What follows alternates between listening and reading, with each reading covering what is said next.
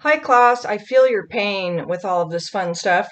I just recorded a 30-minute lecture and something went wrong and it glitched, and so I get to do it again. Anyway, so welcome back, 1321 class. We're going to part 2 of organizations in the workplace. So remember we're going through different models, different types of organizations, and looking at how they're structured and how their philosophy impacts the communication in that organization. And why should you care about this? Because it's like it's not the most exciting stuff to teach, but it is important because you want to think about what type of organization do you think will suit you best. And what's really going to be fun is in the next chapter, chapter 3. Chapter 3 looks at your own personal communication style, and it looks at your communication tendencies. Excuse me. And there's an assessment tool that can help you kind of identify what communication style you are. What's your tendency as an employee and as a manager? And then we'll look at based on those styles, what communication styles fit best into one of these organizational models that we're talking about. So remember, part 1, we already talked about the traditional model and the human relations model. Very different, two very different models. Traditional model, the boss is the boss, the employees are the employees. Everything is very structured. Human relations model, know what makes people more productive and helps companies make more money isn't just structure and bonuses or punishment, right? Getting fired. It is tender, loving care. You need to take care of your employees' psychological and emotional needs. Well, guess what? The next one we're going to talk about is the human resources model. Very, very different. Well, not that different, but a different model, a different philosophy. Just try not to get human relations model and human resources model confused, because they're kind of similar in that way. Think human relationships among people are important, right? The tender loving care, the supportive environment, developing relationships, interpersonal relationships with people on the job. Human resources, think resourceful. Under the human resources model, human beings want to feel like they're resourceful, like their resources are being used, are being productive. So let's talk about that then. So traditional human relations, and now human resources. And I hope you printed out your handout. Right, you have this under handouts and you can follow along. So what's the focus for the human resources model? It focuses on team participation. So teams is a key word, and decision making. That that that employees, people working for organizations, are not just motivated by sticks and carrots. They don't just need tender loving care. They want to feel productive, and they want to feel like they have a stake in the decision making of the organization. Okay, so that they participate in decisions that impact that organization. So teams and decision making, key focus.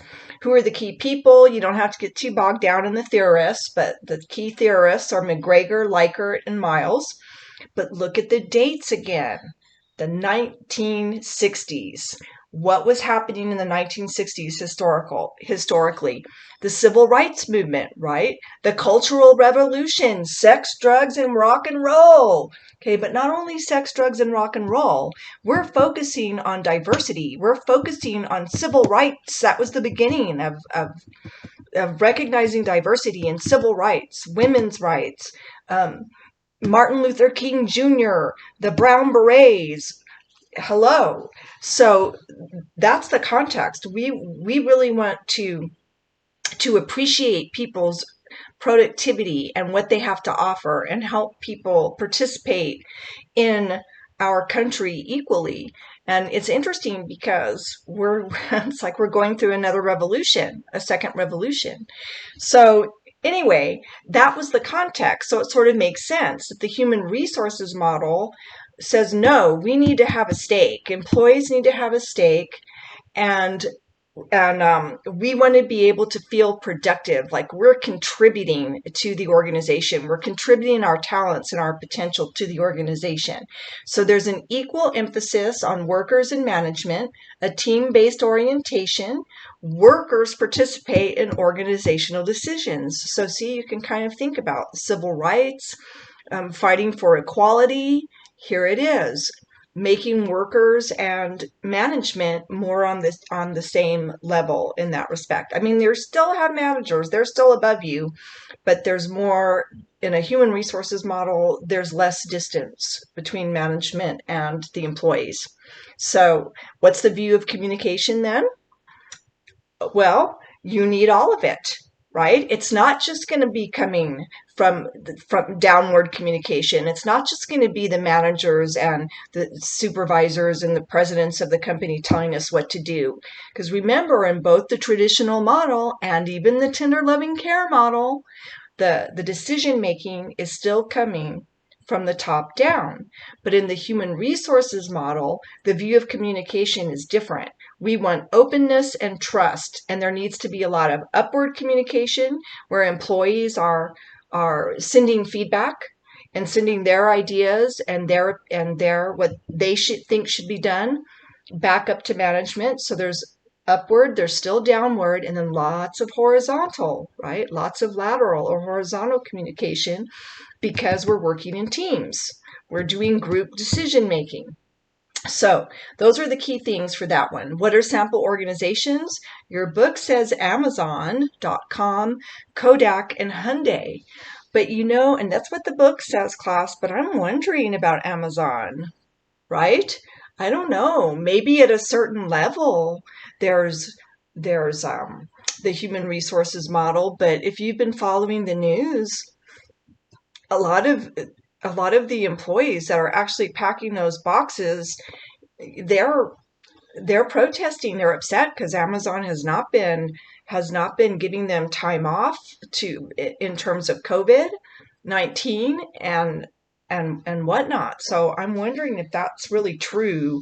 If they follow the human resources model just at certain levels, and then you get down to the actual people packing those boxes, and I don't know how much. It doesn't seem like they have a lot of stake in the decision making right now, but that might be a good research paper for someone. In any case, what do you expect at a human resources organization? Plenty of communication, lots of teamwork, lots of participation in that decision making, and self-motivation is required, because you're not going to have people telling you what to do and hitting you over the head. You're going to have to be self-motivated. And self-motivation and quality control circles. That's another thing that you will typically, in a human resources model, you'll really work in teams to improve the quality of the products or services you're offering. So you'll listen to customers, you'll listen to the feedback from those customers, and then also you'll make sure, right, that your product or your service is maintaining its quality, that it doesn't fall, that you don't just the first run of that product or service is just awesome, so you can sell it, and then all of a sudden, as time goes on, the quality goes down. No, the human resources model, those teams of people are trying to always improve, maintain, and or improve the quality. So that's another kind of characteristic of human resources model. And what else? Let's see. Okay. And there's a nice little table on page 47 of your book, table 2.2, that compares the human resources model to the human relations model, so that you won't get confused. But just think resources. Workers want to participate in decision making, and communication is all directions, and teams. Team is the main thing. So let me read you, because remember, we're going to go back to that nice box that talks about the manager. So what is the view of the management style? in a human resources organization. If I could find the page, that would be good, class. Here it is. Okay, so here I am. I'm the manager now from human resources. So both the previous managers have an inaccurate view of employees and of the employee management relationship. First of all, employees aren't lazy, and they don't want to be bribed or manipulated with bonuses or TLC, tender loving care. In fact, employees want to work and will motivate themselves if they are allowed to participate in decision making. Second, successful organizations use a team-oriented approach where teams make major decisions that affect the company and productivity. The organization's climate is supportive, flexible, and trusting.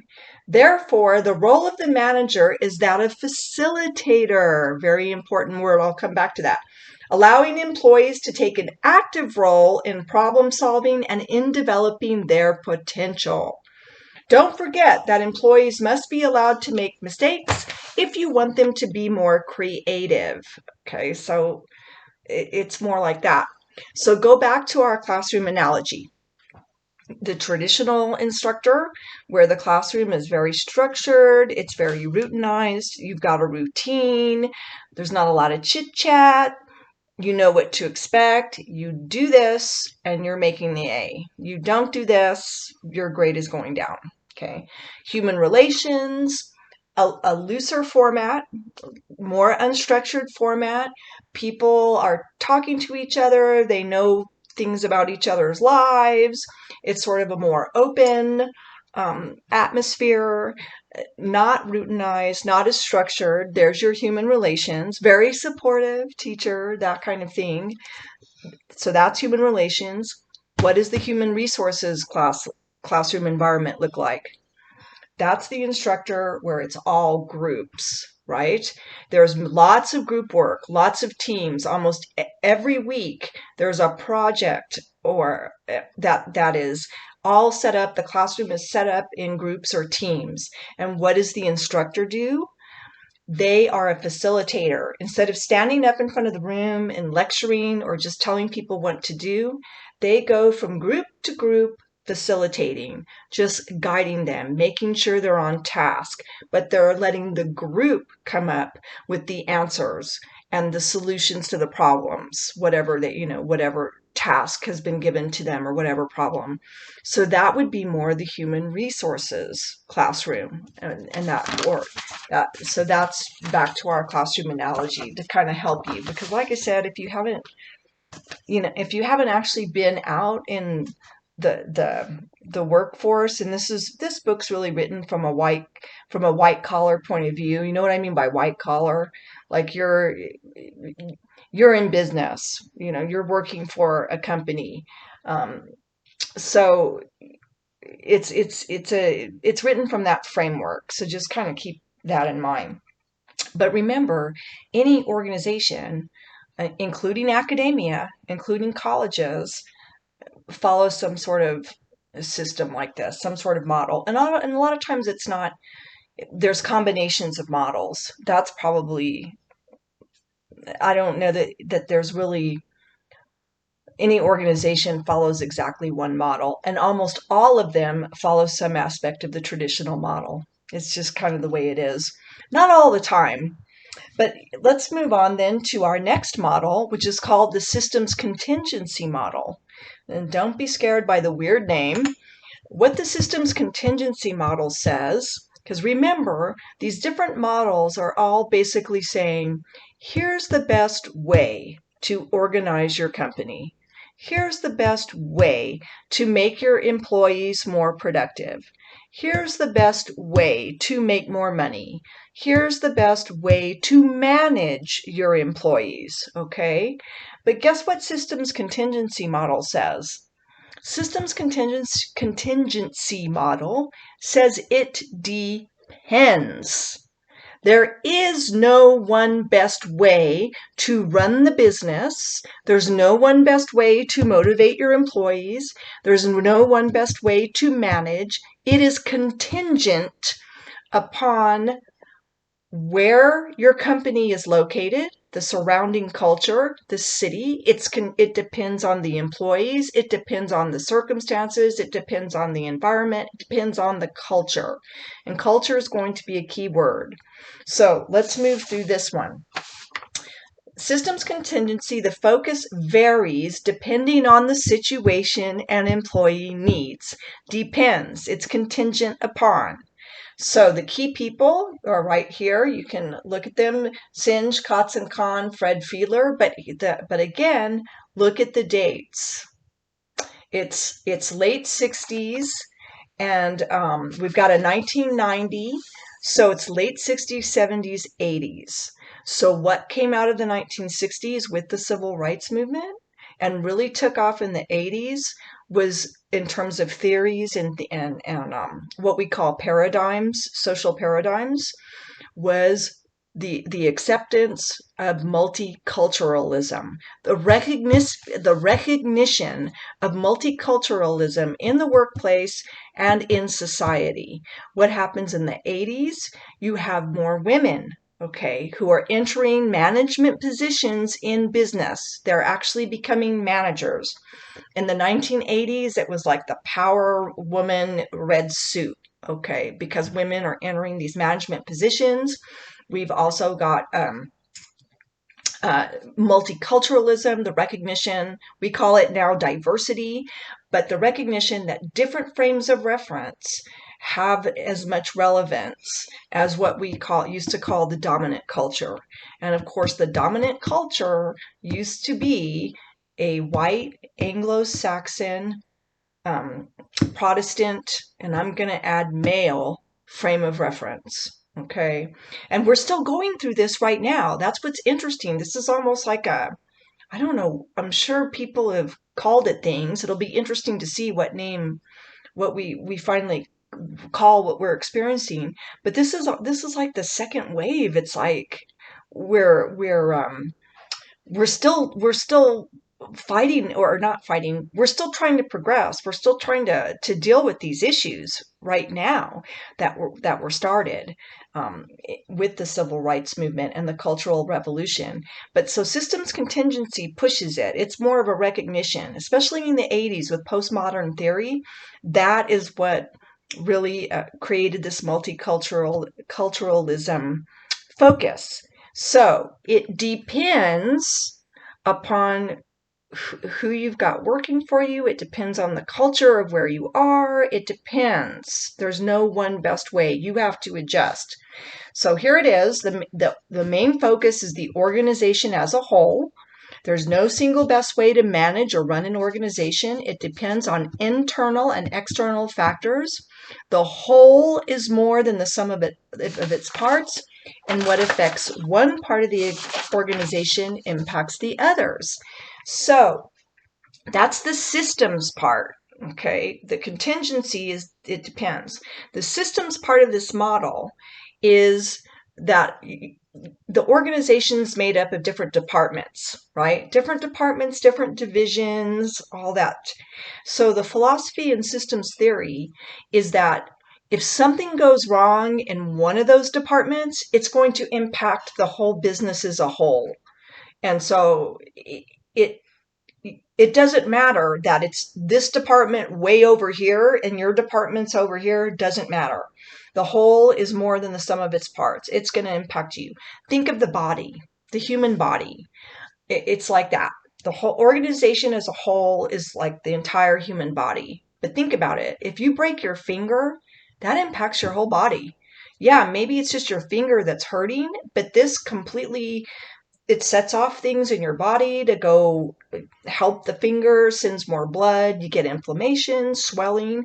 Then you have to adjust your whole life around this stupid finger. I mean, it's ridiculous how that can, you break something or you break your hand or you sprain it, and you have to adjust your whole lifestyle and all the things that you took for granted.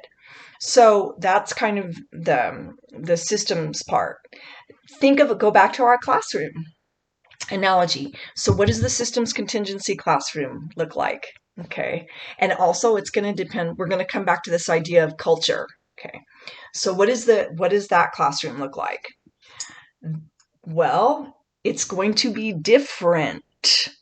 Maybe that instructor comes in and the first week, looking at the class, decides, oh, this class, I think this class needs more structure. We're going to run it a little strict here. And then discovers that's not working. I mean, the class is a dud. Things aren't working. Students are failing tests. They're not learning anything. Well, all right, that's not working with this class. Let's try to loosen up a bit. Let's try less structure and see if that helps. So we get more of the human relations model. And guess what? All hell breaks loose. It becomes chaotic. It's too unstructured. People are taking advantage of everybody and of the teacher, and that doesn't work. So she decides, maybe human resources, let's put them in teams and do some more group work. And lo and behold, that works. That's the way to do it. The grades go up, students seem more involved.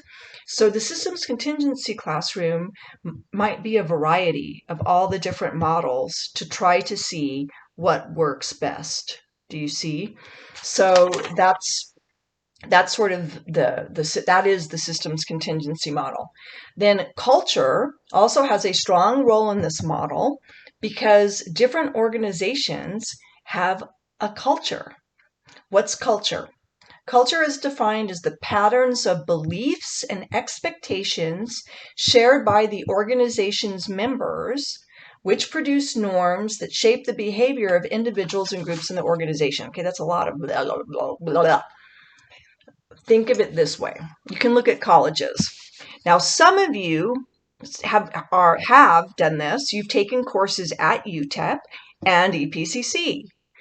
And if we were in a live classroom, you'd be able to tell me. If I asked you, well, hey, how are UTEP and EPCC different?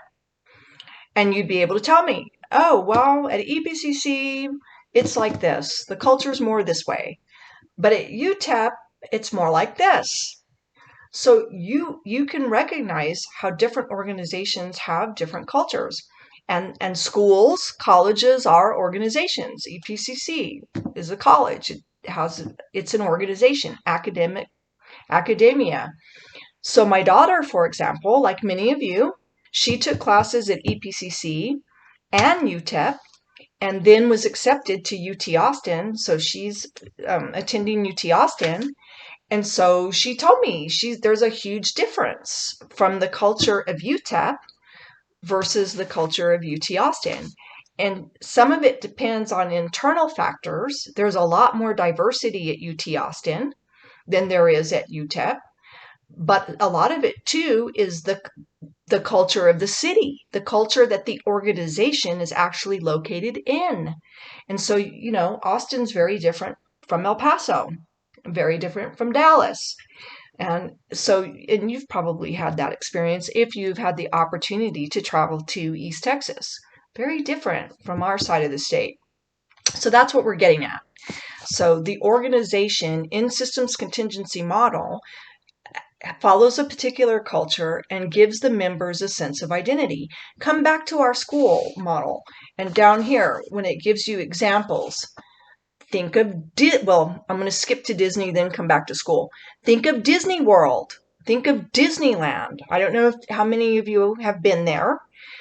Disneyland, Disney World, Disney is a whole culture unto itself. You walk into Disneyland or Disney World and you literally are somewhere else. The happiest place on earth, right? It has a whole identity of its own, a whole culture of its own. So that's the idea. Or Texas A&M, the Aggies here, have all kinds of rituals and whatnot that create that Texas A&M identity. So does UT.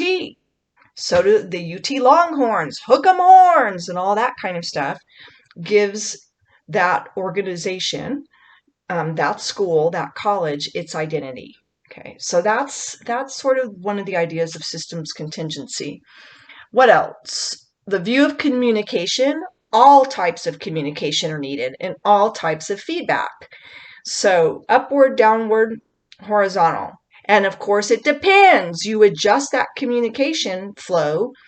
It depends on what's going on with the organization. And let's see. Yeah. And this idea, once again, that even one person can impact that organization for better or for worse. Think of your classroom. Back to the classroom analogy. Have you been in classrooms where, I don't know, there's 3 or 4 students who are really motivated, who are really good, who are really funny, and they ask really good questions and they get the class involved, and it just makes it really cool and a nice environment to be in. And then you'll have a class that you just dread because maybe there's 1 or 2 people in there that are very distracting. They're very, they bring the whole class, and not in a good way. Sometimes we have people that are distracting, but it's kind of fun, anyway. But you have people that are distracting in a bad way, and it brings the whole darn class down. So that's the best analogy. And where do you work? What classes do you look forward going to? Maybe it's the instructor, maybe it's the environment, maybe it's the people in there, maybe it's a combination of both. But that's the analogy when it comes to also thinking about these different models and different types of organizations and which ones you're going to fit best in and be happiest in. So, woohoo! Yay! I hope you're not asleep. Wake up! Hopefully you're not asleep. Now, the final model is the transformational model. Woohoo! Transformational virtual model. And did I read the system? I don't think I read the systems. Did I read the systems contingency one? And I can't remember what I'm doing. I get off track. Okay. We already did human resources. So before I move on to the transformational manager, here's the views of the systems contingency manager. Yes? Regardless of what these other managers say, there is no single best way to manage. Any model could be successful, but it is contingent, it's dependent on people and the surrounding environment. For example, a manager should consider such internal factors as employee needs, expectations and abilities, the complexity of employee jobs, and the manager's own comfort with various models. Such external factors as customer expectations, local and national economy, and competition from other organizations should also be considered. In addition, managers and employees must be aware that organizations are systems where every part of the organization is interdependent on every other part, and the actions of any one department or even one person can affect the entire organization, thus showing the critical role of communication and feedback. So there. Now, moving on to the transformational model. And let me see. Hold on. Hopefully you have your books. Laugh out loud on that. Yeah. Transformational multi-unit. Okay. So here's the final one, which I'm sure you're happy about. The transformational model is pretty much what we're doing now. Okay. With COVID-19, we've had to go online. Everything, that's essentially what has happened. So we've taken a whole educational system, both the public school system and the college system, okay, that we're doing right now as at EPCC, at the college here. We've had to take a system that relied on a face-to-face model. Okay, that was one of these other models, combinations of models, depends on the college that you're at. And we basically had to shift it into the transformational model of organizations. That's exactly what we've done. What is a transformational organization? It focuses on small, decentralized structures that use flexible and virtual internet communication or information technologies. So when you're looking at a transformational organization, there's usually smaller units. Like there's not necessarily, oh, I have to go to New York City and work at this building, at this particular building in this particular city to be a part of this organization. Okay. Think Google in California. Of course, you could argue that that's kind of transformational, but it does have its main location, and then it has other other places, but that's the main one. In transformational, you may not do that at all. You could have these smaller units. So and it's the key word here is informational technology. Look at the key people, but look at the dates. Besides Johnson, Poole, Putnam, etc., the 90s, the 2000s, okay? The information age. So that's the historical context. We get the internet, we get the information age, and we get globalization. Okay, key, globalization. We are no longer just confined to our countries. The economy becomes globalized. Hence, we need these new informational technologies so that we don't have to fly to Ireland to do X, Y, and Z all the time, or we don't have to move to Ireland. I have one of my best friends works for Apple, way up on management in Apple. She works in Austin. She's single, flies all over the world, has a beautiful house, drives a Tesla. I hate her. Anyway, I don't even want to know how much money she makes. Okay, but she does a lot, obviously, computers, really good, and her name is Juliana Hernandez, by the way. So she, brilliant, very high up in Apple. So she, of course, does a lot of obviously, working for Apple IT. She would get to fly to Ireland, but she doesn't have to do that like every week. She would still fly to Ireland to check on things and meet with the team there, but otherwise they were meeting virtually. So that's kind of what defines this sort of thing. And you want flexibility. So what's the view of communication? All communication is important, especially horizontal communication, and relationships are essential. Virtual communication and platforms are it says important, they're essential. In a transformational organization, they're essential.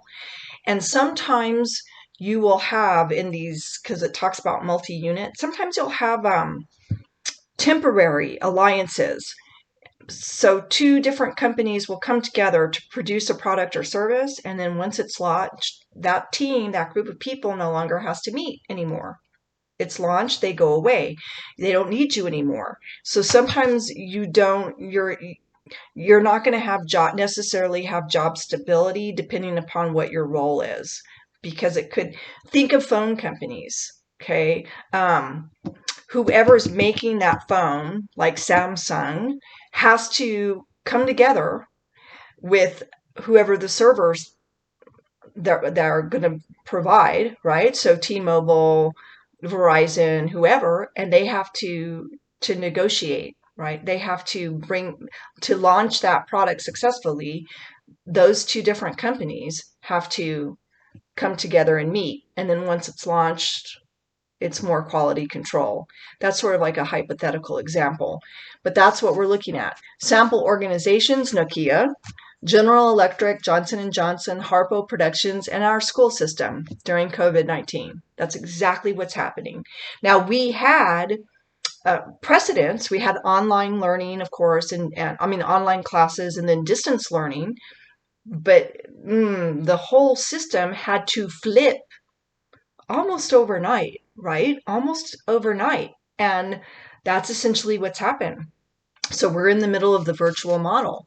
What do you expect in this type of organization? Use of electronic technology, online networks, social media. You may not meet in person, but communication and interpersonal skills are important because you're here. You need to be a self-motivator, teamwork, virtual organization and virtual teams, and at times no long-term employment, but more project-based. Once you've got the project launched, they don't need ya. See ya, wouldn't want to be ya. Okay. Again, we already talked about that historical context. And you might, in your virtual model, the transformational model, you might have a blend of all those different types of models, but it's more electronic. And I'm going to go back to our little manager box. So here I am, transformational model. Actually, none of the previous management styles works in today's global market, dominated by informational technology, IT. Constant change requires an absolute flexibility that's missing in other styles. We are experimenting with new decentralized structures, including multi-unit and virtual structures. In a multi-unit structure, each division is really an autonomous business under the same holding company. In a virtual structure, a temporary alliance among several companies with different areas of expertise, like T-Mobile and Samsung, right? Employees communicate through the internet and video conferences and may never meet face-to-face. Our employees have maximum personal autonomy and self-motivation. Most communication occurs via computer-connected teams that supervise themselves. Downsizing like change is a normal and positive part of organizational life, and employees expect to change jobs often. So there you have it. Those are our, and I want to come back to this idea of flexibility, because flexibility is part of this model. And I want to relate it back to what's happened with our face-to-face classes that are now online. And of course, I'm normally a face-to-face gal. I do not like this. I miss the feedback. This channel right now that I'm using, and even when we're live, and I will have another one of those. We will have another live conference for interaction, questions, etc. But even in those, there's sort of a delay. It's just not the same thing because we're not in the same time and place. I miss the energy and the feedback. Right now, I can't see you guys. I'm not getting any feedback. All I'm getting right now is self-feedback. Because you're used to the term feedback, there's also self-feedback. What is self-feedback? I can see myself. I'm looking at myself. It's quite distracting, I might add. And I can also hear myself. Okay, so this is self-feedback. But I'm not getting immediate feedback from you because of this channel. So that's something to think about. And even when it's live, you know, you kind of have to take turns and this and that, and you see everybody's little box. It's like Hollywood Squares. Boy, am I dating myself. Anyway, quite different.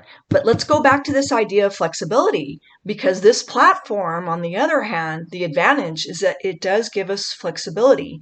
One of the things that was confusing for me, for not just me, other instructors, and for you as students, was the fact that when the college went full-on virtual this semester, there are no set days and times for the classes to meet. And people are going, what? Well, when do we meet? What about that? The idea behind that, why the school did that, was to make it flexible for you, so that if people have to work 2 jobs now, maybe they have to stay home and watch their little brothers and sisters or their own kids because of COVID.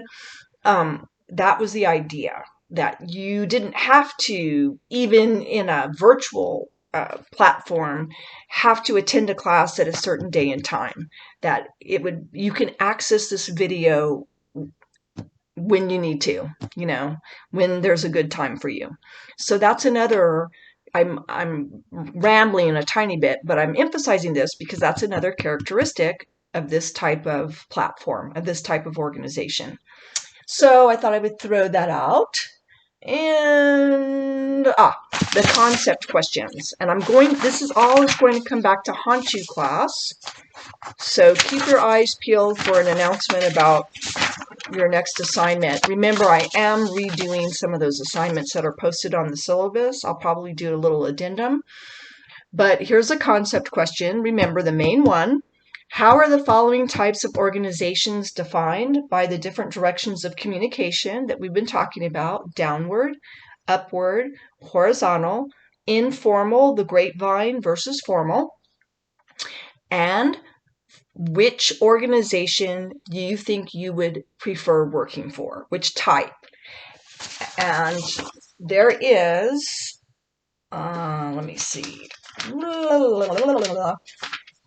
In your book on page, on page 50 and 51, there is an instrument. It's called Polishing Your Career Skills. Which type organization fits me best? If you take this little, it's not really a quiz, it's an assessment, right? It's an instrument that is supposed to sort of assess which organization you would probably fit in based on your answers to these questions. I'm not picking this up. This is not for a grade, but it is something you might want to do to find out which one suits you best, or at least take the assessment and see if you agree with it, because that question will come back to haunt you. Which one fits you best and why? Again, think of your different instructors that you've had in the past. How did your instructor's management style impact the culture and classroom environment of his or her class? Which one, and then which type matches you best? And then the final question, is which organizational type and management style do you think President Trump prefers? Why or why not? Which organizational type and management style do you think Joe Biden, or former VP Joe Biden, prefers? Or Harris, or even Obama, if you can remember. So, those are just some questions for thought. And my little plug, early voting has started in El Paso. So if you are eligible to vote, go vote, unless you want to wait till November 3rd. But vote, vote, vote, no matter what side you are on. And I wish I had something fun and trendy to say, and I don't. If I had my cat were in here, I could show you Marlo. That would probably be the most interesting part of this lecture. But he's not. He's outside. So take care, class. I hope you are still awake. This will come back to haunt you. And again, when we move into chapter 3, so stay tuned. I'm on a roll trying to get these lectures done. When we get into the next chapter, which is, it talks about your personal communication style. It helps you identify your personal management style, employee style. We're going to talk about those, and then and also your strategy for managing conflict. We have conflict strategies. Are you confrontational, or are you more non-confrontational? And then we'll match those styles back to our models. Which models do you think would favor that particular personal employee or manager style? And we'll talk about customer service, which is sad. See, we're not here, and I need your feedback on customer service. But stay tuned. Have a nice evening, and take care. Be safe.